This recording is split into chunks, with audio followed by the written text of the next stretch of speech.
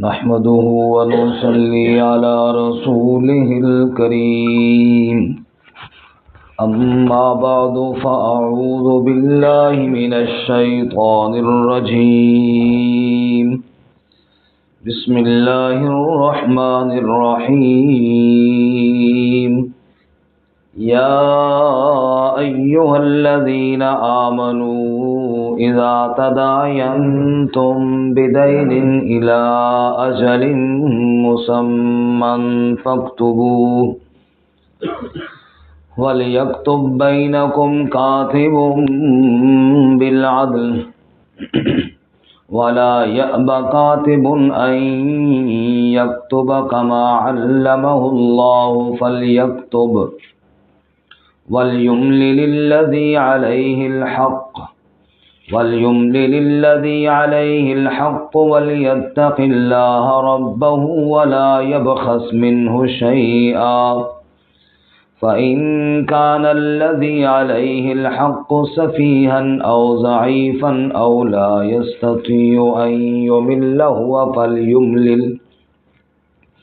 فليملل وليه بالعدل واستشهدوا شهيدين من رجالكم فإن لم يكونا رجلين فرجل وامرأتان ممن ترضون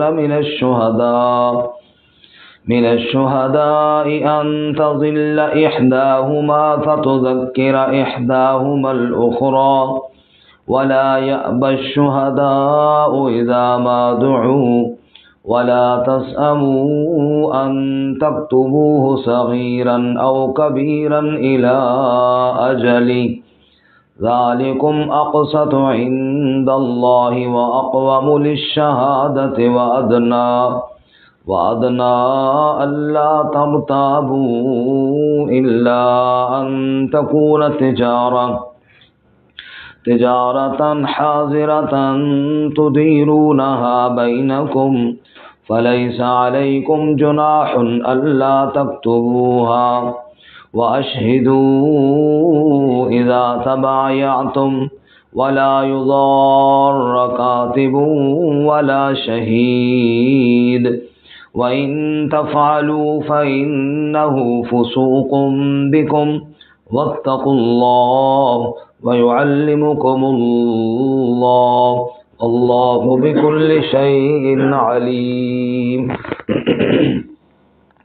سبحان ربك رب العزة عما يصفون وسلام على المرسلين والحمد لله رب العالمين اللهم صل على سيدنا ومولانا محمد وعلى آل سيدنا ومولانا محمد وعلى آله وأصحابه أجمعين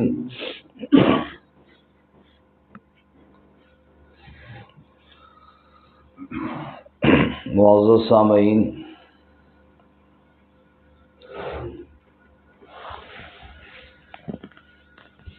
اصلاح معاشرہ کے قوانین، اللہ کی راہ میں صدقات خیرات دینا، سود کی حرمت اور ممانعت، قرض دار کو مہلت دینا، یہ سارے مسائل ہم پڑھ رہے ہیں۔ اللہ تعالیٰ ہمیں ان پہ عمل کی توفیق عطا فرمائے۔ آج کے سبق میں اصلاح معاشرہ کے قوانین میں ادھار کے معاملات کی ایک اہم مسائل پر مشتمل آیت مبارکہ ہے۔ قرآن مجید میں الفاظ کے اعتبار سے یہ سب سے بڑی آیت ہے، آیت تداین۔ ادھار کے معاملات ہیں۔ ہمارے بزرگوں میں ایک مفسر گزرے ہیں، حضرت مولانا قاضی شمس الدین صاحب رحمۃ اللہ علیہ، وہ فرماتے ہیں جس طرح یہ آیت لمبی اور طویل ہے اور مسئلہ اس میں ادھار کے معاملات کا ہے، ادھار کے معاملات میں بھی لمبا صبر کرنا پڑتا ہے۔ اس میں بھی ایک اشارہ ہے کہ یہ صبر والا کام ہے اور صبر کرنا پڑتا ہے۔ بہرحال اس آیت مبارکہ میں ادھار کے معاملات ہیں۔ یہ جو تجارت اور بیع ہوتی ہے اس کے آپ یوں سمجھیے فقہا کی اصطلاح میں ایک تو ہے تجارت العین، بیع العین بالعین، دونوں چیزیں موجود ہوں، ایک آدمی سے میں نے چیز خریدنی ہے اور بدلے میں میں نے اس کو پیسے دینے ہیں، وہ مبیع وہ چیز اور ثمن یعنی اس کی قیمت دونوں نقد و نقد ہوں، اس کو کہتے ہیں بیع العین بالعین، عین چیز کی عین چیز کے ساتھ بیع۔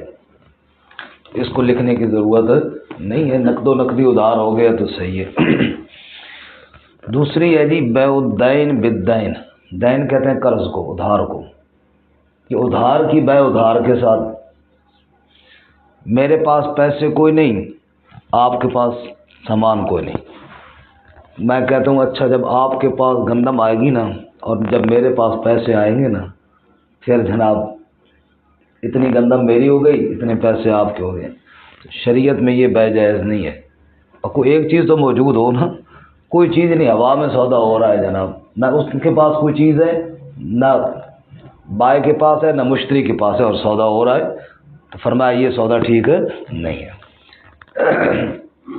تیسری قسم ہے بیع العین بالدین، یہ سامان تو نقد موجود ہے لیکن پیسے بعد میں دوں گا، جیسے کہ ہمارے یہاں اکثر دکانداروں کے ساتھ ہوتا ہے، یہ جائز ہے، اس کا طریقہ یہاں آئے گا۔ اور ایک چوتھی چیز بھی ہے جس کو بیع السلم کہتے ہیں، وہ ہے بیع الدین بالعین، کہ پیسے تو میں ابھی دے رہا ہوں، جس سے چیز لینی اس کے پاس چیز ابھی کوئی نہیں ہے، جیسا کہ صحابہ کرام فرماتے ہیں جب ہم مدینہ منورہ میں آئے تو وہاں بیع السلم بہت تھی، وہ یہ تھا کھجوروں کے باغ ہوتے تھے، ابھی کھجوریں لگی کوئی نہیں ہے تو لوگ پہلے ہی پیسے دے دیتے تھے، پیسے لے لو اور جب کھجوریں ہوں گی نا تو مجھے اتنی کھجوریں آپ نے دینی ہیں، اس کو کہتے ہیں یہ بھی جائز ہے۔ رسول اللہ صلی اللہ علیہ وسلم نے اس میں اتنی بات ارشاد فرمائی کہ آپ وقت مقرر کر لیں اور وزن مقرر کر لیں کہ یہ پیسے لے لو اور فلاں وقت میں ان پیسوں کے آپ نے مجھے کھجوریں، گندم یا کوئی چیز بھی جو فصل جب ہو جائے گی تو اس فصل ہو جانے کے مہینہ بعد، 10 دن بعد، 20 دن بعد آپ نے مجھے اتنی مقدار میں کھجوریں، گندم یا کوئی چیز دینی ہے، تو یہ بھی جائز ہے۔ اب یہ جو دو بیع ادھار والی جو جائز ہیں شریعت میں، یعنی بعض دفعہ پیسے ادھار ہوتے ہیں اور بعض دفعہ سامان ادھار ہوتا ہے، آسان لفظ میں یوں سمجھیے، تو اس کے لیے قوانین اس آیت مبارکہ میں بتائے گئے۔ فرمایا چونکہ یہ معاملہ ادھار کا ہے اس کو لکھ لینا چاہیے اور بغیر لکھے نہیں چھوڑنا چاہیے۔ اس میں کافی ساری باتیں ہیں، ہم ساتھ ساتھ پڑھتے جائیں گے، آیت بھی اور احکامات بھی سامنے آتے جائیں گے۔ یا ایھا الذین آمنوا، اے ایمان والو، اذا تداینتم بدین، جب تم آپس میں کوئی معاملہ کرو ادھار کے ساتھ، الی اجل مسمی، ایک وقت مقررہ تک کے لیے، تو فاکتبوہ، اس کو لکھ لیا کرو۔ اب یہاں تک جو آیت ہم نے پڑھی ہے اس میں غور فرمائیں، اس میں بھی دو حکم ہیں۔ ایک حکم تو یہ ہے کہ جو ادھار کا معاملہ ہو الی اجل مسمی، ایک وقت مقررہ تک کے لیے ہو، یعنی وقت اس میں طے ہونا چاہیے، ادھار دینے والا لینے والا ایک دوسرے کے ساتھ طے کرے کہ کب آپ نے دینے ہیں، مہینے بعد دینے ہیں، سال بعد دینے ہیں، یا کم و بیش جو بھی ہو، بہرحال طے ہونا چاہیے۔ ہمارے ہاں جو اکثر ادھار میں وقت طے نہیں ہوتا، بعد میں بڑے مسائل پیدا ہوتے ہیں، چلو جی بعد میں کر لیں گے، بعد میں بندہ لینے والا شرم سے مانگتا نہیں ہے، اور اگر مانگے تو دوسرا ناراض ہو جاتا ہے، یار میں کوئی بھاگ رہا تھا، تو یہ پریشانی ہے۔ وقت مقرر ہونا چاہیے، چاہے سال ہو چاہے 2 سال بھی ہو، لیکن وقت مقرر ہونا چاہیے، الی اجل مسمی۔ دوسری بات یہ ہے کہ فاکتبوہ، اس کو لکھ لینا چاہیے۔ اس کو کیا کرنا چاہیے؟ اس پہ بھی بعض ساتھی ناراض ہو جاتے ہیں، حالانکہ یہ اللہ کا حکم ہے۔ ہمارے ایک دوست نے بتایا کہ اس سے ادھار کی میں نے بات لکھوائی تو اس نے نہیں دیے. بعد میں پوچھا بھائی اگر دے کیوں نہیں رہا؟ انہوں نے کہا ایسے مجھ سے لکھوایا کیوں ہے، اس کو میرے اوپر اعتبار نہیں تھا. تو یہ بات غلط ہے. اللہ تعالیٰ کا حکم ہے، لکھ لینا چاہیے، وقت مقرر کر دینا چاہیے. اس میں کوئی دشمنی ناراضگی والی بات نہیں ہے. اور نہیں تو چلو اللہ کا حکم سمجھ کے لکھوا لیں، وقت بھی مقرر ہو اور لکھ لینا چاہیے. حضرت کعب رضی اللہ تعالیٰ عنہ بڑے مشہور جلیل القدر صحابی ہیں. بڑی دلچسپ بات ہے یہ حضرت کعب کی. فرماتے ہیں لوگوں میں ایک مظلوم کو جانتا ہوں کہ جس کی لوگ بھی بات نہیں سنتے اور اللہ بھی اس کی دعا قبول نہیں کرتا. حضرت یہ کیسا بندہ ہے؟ مظلوم بھی ہے بیچارہ، نہ اس کی کوئی بندہ بات سنتا ہے نہ اس کی رب بات سنتا ہے. فرماتے ہیں یہ وہ شخص ہے جس نے کسی کو ادھار دے دی ہے، لکھت پڑھت کوئی نہیں کی، وقت مقرر کوئی نہیں کیا. اب جب اس سے پوچھتے ہو یار دے دیں گے نا، دے دیں گے نا، وہ بھی ٹرکاتا ہے، اللہ کے آگے دعا مانگتا ہے. رب کہتا ہے میرے حکم تو نے بھی تو کوئی نہیں مانا تھا. تم اگر پہلے میرا حکم مان کے وقت مقرر کرتا اور لکھ لیتا تو آج اس پریشانی میں نہ ہوتا نا. تو کہتا ہے یہ وہ مظلوم ہے جس کی نہ کوئی بندہ سنتا ہے اور نہ کوئی رب سنتا ہے. رب کہتا ہے تو نے خود خلاف کیا ہے میرے حکم کے. اس لیے یہ کام نہیں کرنا چاہیے، لکھنا چاہیے، وقت مقرر ہونا چاہیے. ایک بات یہ ذہن میں مفسرین کا اتفاق ہے، یہ حکم واجب نہیں ہے، بہتر ہے، مستحب ہے. اگر کہیں رہ گیا تو جائز ہے، یہ نہیں کہ پھر حرام ہو گیا، لیکن یہ ہے کہ مسائل پیدا ہونے کا خدشہ ضرور ہوتا ہے. آگے فرمایا جی وَلْيَكْتُبْ بَيْنَكُمْ كَاتِبٌ بِالْعَدْلِ، چاہیے کہ لکھے ان دونوں کے درمیان لکھنے والا انصاف سے. ایک تو یہ ہے میں نے اور بھائی نے آپس میں ادھار کیا، ہم نے خود ہی بیٹھ کے لکھ لیا. دوسرا یہ ہے کہ کسی اور بندے سے لکھوائیں. اللہ فرماتے ہیں معاملات میں کسی اور بندے سے لکھوائیں. ہمارے ہاں آج کل اسٹامپ بہت بہترین اس کا آپشن موجود ہے کہ وہ دوسرا بندہ لکھنے والا ہوتا ہے. یہ جب آیت نازل ہوئی اس وقت یہ اسٹامپ والے نہیں ہوتے تھے، اس لیے اللہ تعالیٰ نے لکھنے والے کو آگے ہدایت دی کہ وہ لکھنے سے انکار نہ کرے. چونکہ اس وقت اکا دکا لوگ لکھنا جانتے تھے، ہر بندہ لکھنا بھی نہیں جانتا تھا اور دکان کھول کے بھی نہیں بیٹھا ہوتا تھا. اس لیے دو بندوں کا معاملہ ہے، کسی لکھنے والے کو ڈھونڈتے تھے.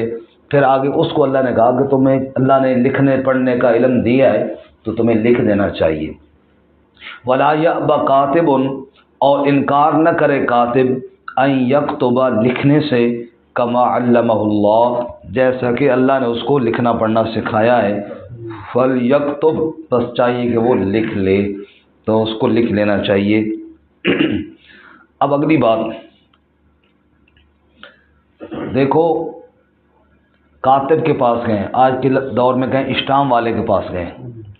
دو بندے ہم گئے جن کا معاملہ ہے میں نے پیسے دینے ہیں، واجد بھائی نے سامان مجھے دیا ہے، یہ ادھار لینے والے ہیں، میں ادھار دینے والا ہوں. ہم دونوں گئے اسٹامپ والے کے پاس. وہاں ایک تحریر وہ لکھے گا، اس کو لکھوائے کون؟ اللہ تعالیٰ فرماتا ہے جس نے قرض دینا ہے نا وہ لکھوائے، جس نے قرض دینا ہے وہ لکھوائے، تاکہ کل پھر یہ نہ کہے کہ شاید اس نے کوئی آگے پیچھے کر دیا تھا. اس لیے خود بول کے لکھا ہے کہ میں نے اس آدمی کو اتنے پیسے فلاں تاریخ کو دینے ہیں. اللہ فرماتا ہے وَلْيُمْلِلْ، چاہیے کہ لکھوائے، الذی علیہ الحق، وہ شخص جس کے اوپر حق ہے، جس نے حق دینا ہے نا وہ لکھوائے. املا کے معنی لکھانا.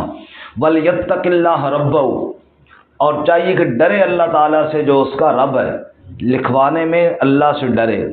رسول اللہ صلی اللہ علیہ وسلم فرمایا یہ تحریر لکھوانے والا، اسٹامپ کرانے والا، آپ نے فرمایا بالکل کنارے پر کھڑا ہوتا ہے. سیدھی بات کرے گا تو جنت میں جائے گا، الٹی بات کرے گا تو جہنم میں جائے گا. اس کے ایک طرف جنت ہے اور دوسری طرف کیا ہے؟ جہنم ہے. سیدھا بولے گا جنت ہے، غلط بولے گا جہنم ہے. آگے جی وَلْيَتَّقِ اللَّهَ رَبَّهُ، رب سے ڈرے، اور وَلَا يَبْخَسْ مِنْهُ شَيْئًا، اور اس معاملے میں کچھ کمی نہ کرے، بالکل ٹھیک ٹھیک پورا پورا لکھوا دے. فَإِنْ كَانَ الَّذِي عَلَيْهِ الْحَقُّ، پس اگر وہ شخص جس پر حق ہے، جس نے قرض دینا ہے، ادھار دینا ہے، سفیہن، وہ ناسمجھ ہو، او ضعیفا یا ضعیف ہو، او لا یستطیع ان یمل یا لکھوانے کی طاقت نہ رکھتا ہو، اسے زبان نہ آتی ہو، کوئی اور مسئلہ ہوا وہ اگر مجبور ہے تو فلیملل ولیہ بالعدل، پس چاہیے کہ اس کا ولی لکھوائے انصاف کے ساتھ۔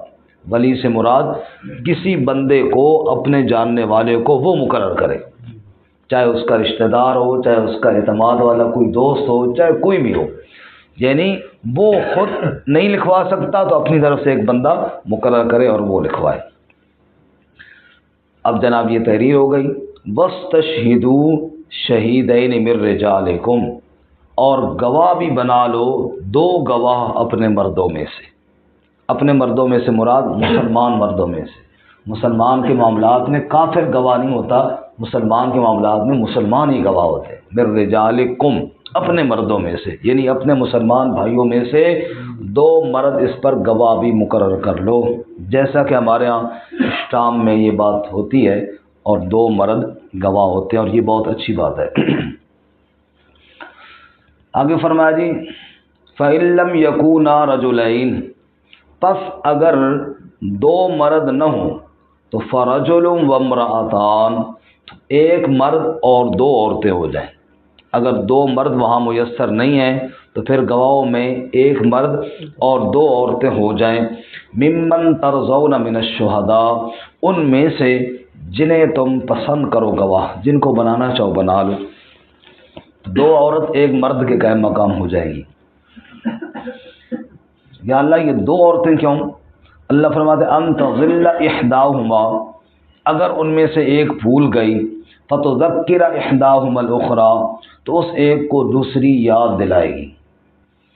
اس سے ثابت ہوا کہ عورتوں میں نسیان کا، بھول جانے کا مسئلہ مردوں کی بنسبت زیادہ ہوتا ہے، ورنہ تو بھول تو مرد بھی سکتے ہیں نا، لیکن یہ بات اللہ تعالیٰ نے عورتوں میں فرمائی۔ حدیث مبارکہ میں رسول اللہ صلی اللہ علیہ وسلم نے فرمایا اے عورتوں کی جماعت صدقہ کیا کرو، میں نے دیکھا جہنم تم سے بھری ہوئی ہے۔ اور پھر آپ نے فرمایا دو گناہ تم میں ایسے ہیں جن کی وجہ سے تم اکثر جہنم میں جاتی۔ نمبر ایک شوہروں کی نافرمانی کرنا، اور نمبر دو کثرت سے لام تان کرنا، معمولی بات پہ لام تان کر دینا، شکوہ شکایت شروع کر دینا۔ پھر آپ صلی اللہ علیہ وسلم نے فرمایا باوجود اس کے کہ عقل اور دین کی کمی بھی تم میں ہے، مردوں کی عقل کو تم مار دیتی ہو۔ عورتوں نے پوچھا یا رسول اللہ عقل اور دین کی کمی کیسے ہے ہمارے اندر؟ تو فرمایا عقل کی کمی میں آپ نے یہ آیت بتائی کہ رب نہیں کہہ رہا کہ اگر ایک بھول گئی تو دوسری یاد دلائے گی۔ مردوں کے بارے میں رب نے یہ نہیں فرمایا، معلوم ہوا تم میں بھولنے کی بات مردوں کی بنسبت زیادہ ہے۔ رہی دین کی کمی، تو ہر مہینے جب خون آتا ہے، حیض آتا ہے، تمہاری نمازیں نہیں رہ جاتی، تو مردوں کی تو نہیں رہتی، تو یہ ہو گیا دین میں کمی۔ اب اس کا مطلب یہ نہیں ہے کہ عورتوں کی توہین یا کوئی مطلب یہ ہے، بعض چیزیں اللہ نے مزاجن ایسے رکھی، جیسے آپ دیکھ لیجئے قوت کے حساب سے مرد عورتوں سے زیادہ قوی ہوتے، جسمانی قوت کے حساب سے بھی، لڑائی جھگڑے میں بھی مرد دلیر اور قوی ہوتے ہیں، عورت میں یہ بات نہیں ہے، تو یہ مزاجن فطرتاً ایسے بات ہے۔ اور یہاں علماء نے ایک بڑی حکمت اور یہ بھی لکھی ہے کہ جو عورتوں میں اللہ نے بھولنے کی صفت رکھی ہے، اس میں ایک بڑی حکمت یہ بھی ہے کہ گھر کا سربراہ مرد ہوتا ہے، اور سربراہ بعض دفعہ ڈانٹ ڈپٹ کر دیتا ہے۔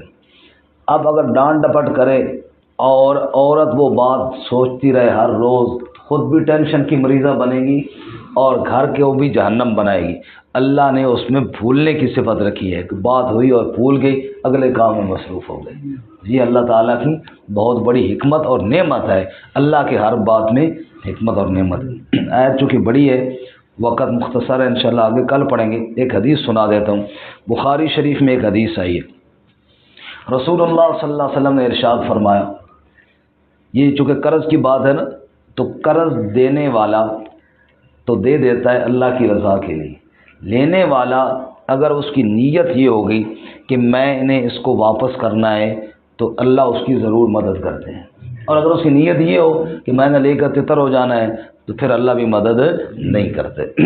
اس پر ایک واقعہ حدیث پاک میں رسول اللہ صلی اللہ علیہ وسلم نے فرمایا کہ بنی اسرائیل میں ایک شخص کو پیسے ضرورت تھے.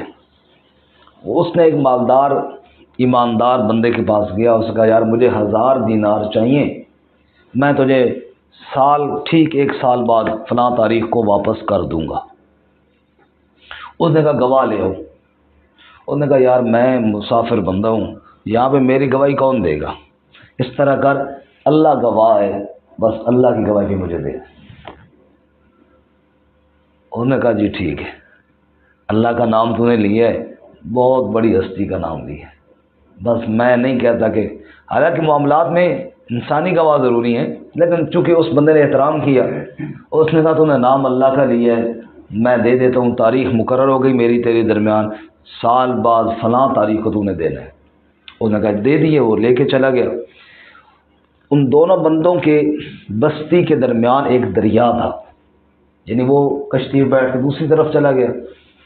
سال بعد جو تاریخ مقرر تھی، وہ بندہ جس نے پیسے دینے تھے وہ بھی آیا دینے کے لیے، اور جس نے لینے تھے دریا کے دوسرے کنارے وہ بھی آیا، لیکن کشتی کو ایک آدھ ہوتی تھی، اس دن کوئی نہ تھی.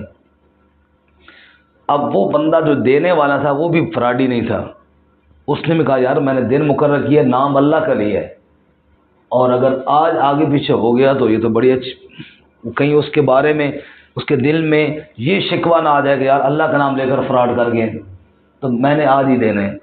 اب بیچ میں دریا بھی ہے، اس کی بستی تھوڑی آگے بھی ہے، کشتی کوئی نہیں، بڑا پریشان کھڑا رہا کیا کروں. ادھر دوسری طرف وہ بندہ بھی آیا ہوا ہے، قرض لینے والا بھی. بھائی ابھی کوئی کشتی آتی ہے، کوئی بندہ آئے گا میرے، ظاہر کشتی کوئی نہیں.